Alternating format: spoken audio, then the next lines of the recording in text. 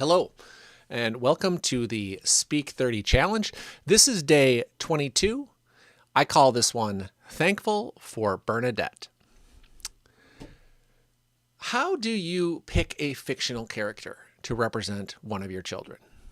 It's a difficult task because so often our favorite archetypal heroes rarely are seen in the everyday context and are more the focus of their particular strength or trait.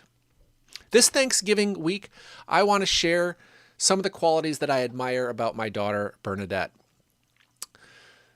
To do this, I feel it only appropriate to pick characters from the J.K. Rowling series, Harry Potter. But which character to choose?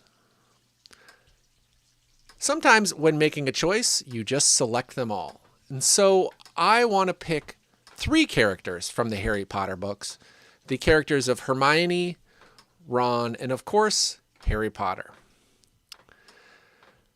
I'm going to start with Hermione Granger.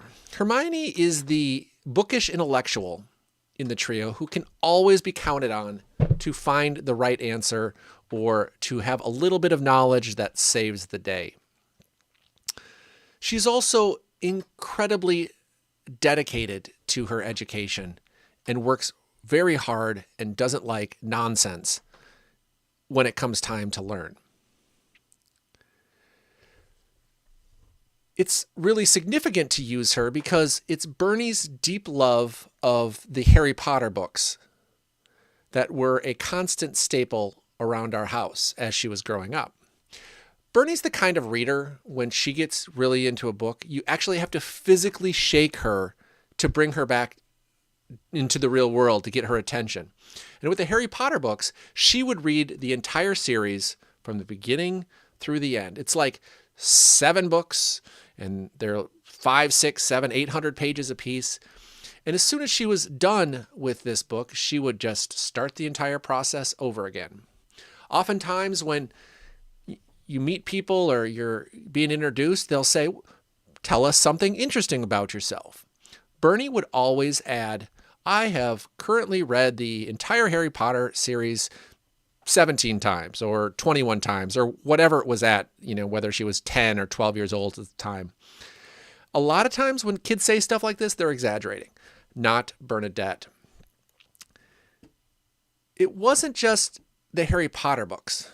She would be hyper-focused on intellectual pursuits. She'd become obsessed with school projects. The Nature's Fury project is one example that comes to mind. And when she completed her project, and these projects were all sitting in a room and everybody was coming around and looking at them, her project actually looked comical compared to the, plain Jane cardboard poster board that the kid next to her has, because it was on such a grand scale that they didn't even look like they were working on the same project. I was always glad that they didn't assign her to make a topographical map of, say, the state of Wisconsin, because she would want the details so perfect, and most likely she would want to make it to scale, which would be problematic.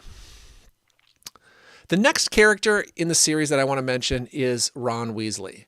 Ron has a few qualities that I see in Bernadette. The first is a quirky, everyday man sort of quality.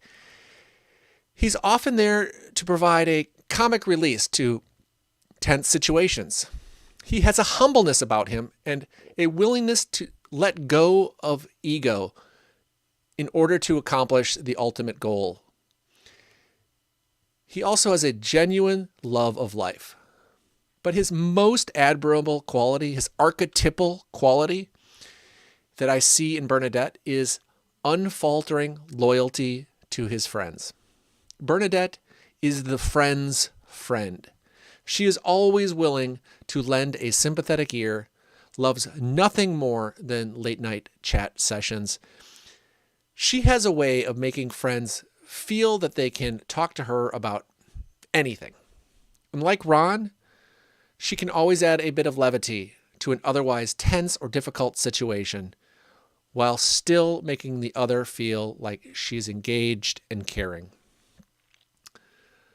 Of course, no comparison to Harry Potter would be complete without including Harry himself.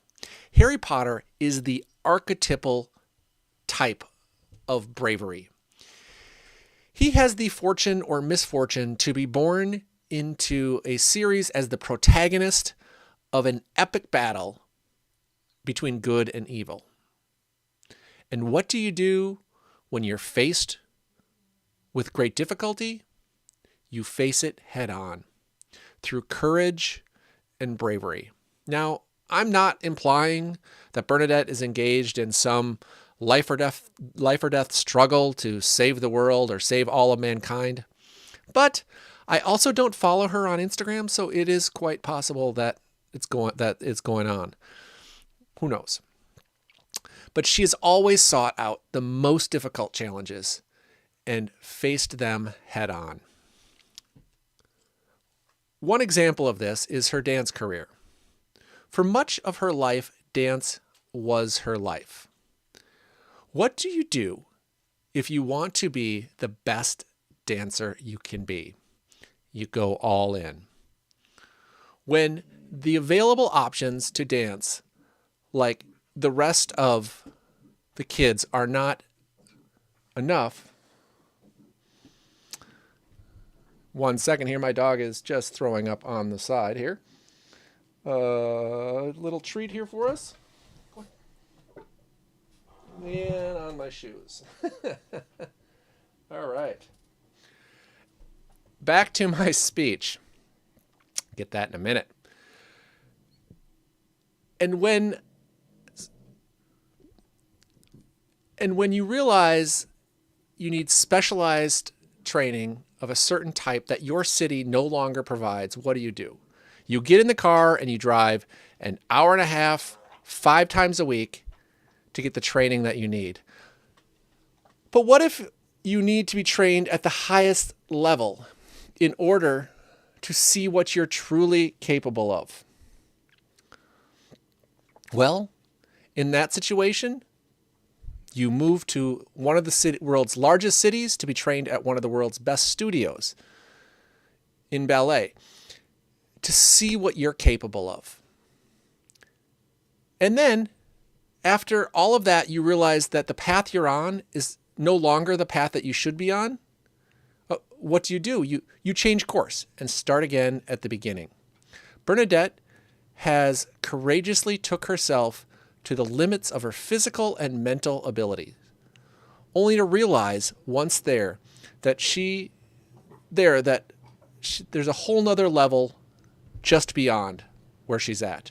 And without hesitation, she thrusts herself into the next level and begins her journey anew. This is the story of Bernadette. It took J.K. Rowling's 7 books and 3 different characters to identify these archetypal traits of intelligence, loyalty, and bravery. Bernadette lives these traits every day. This Thanksgiving, I'm grateful for my daughter Bernadette. Now I'm going to go clean up some dog puke. Happy Thanksgiving.